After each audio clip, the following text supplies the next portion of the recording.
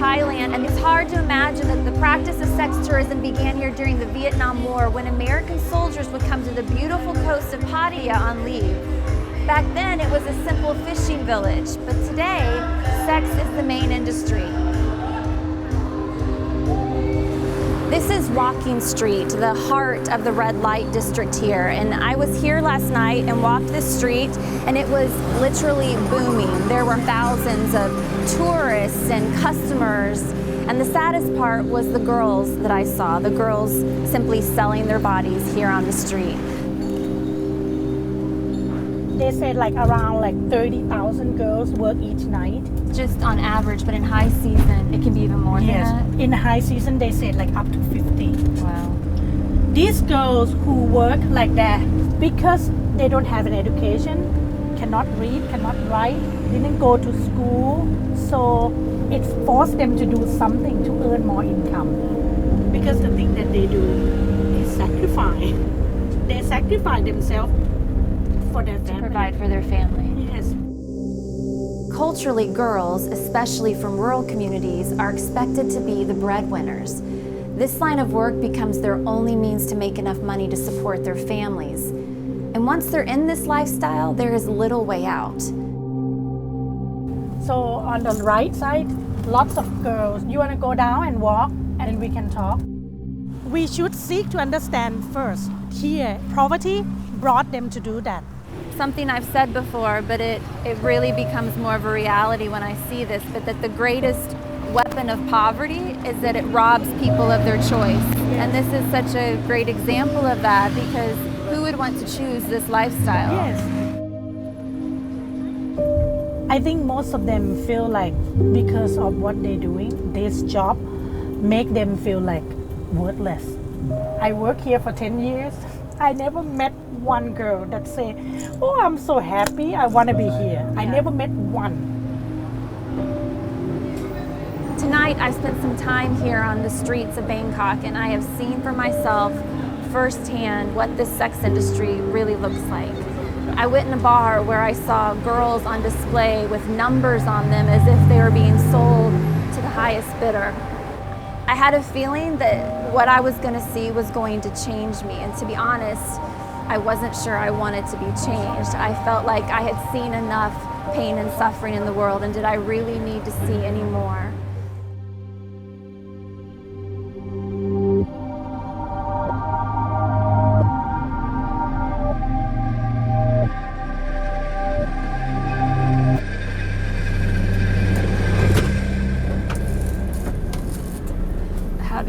How do you go in there all the time? If we don't go in there, who's gonna go? So that's why this is our calling. We want to sit there and encourage them as much as we can. It was just so hard to see them up there with numbers on them, you know? Yes. The customer don't even know their name.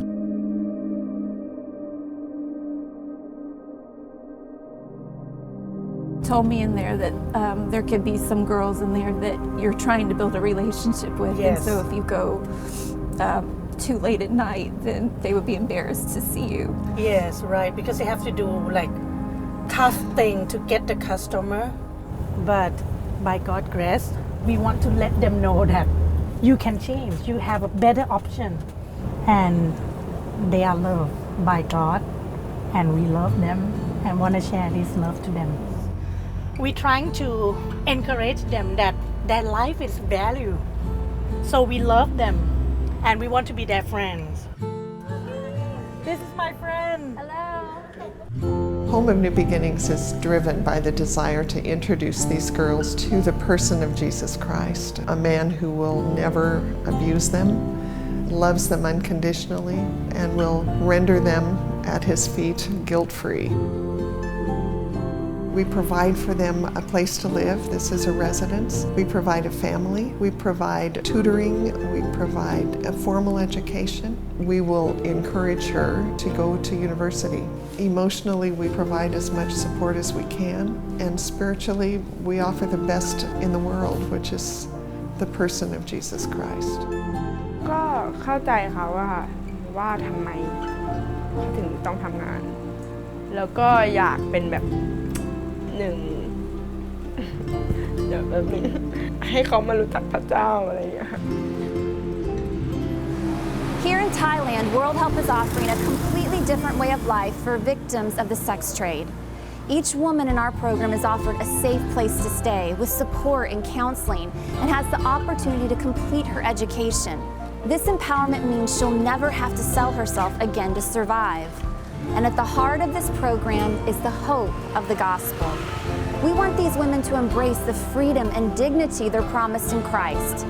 This is transformation on every level. But we really can't do this without you. Every rescue takes time and considerable investment. Please consider partnering with World Help to give women and girls chained to Thailand's sex industry a second chance.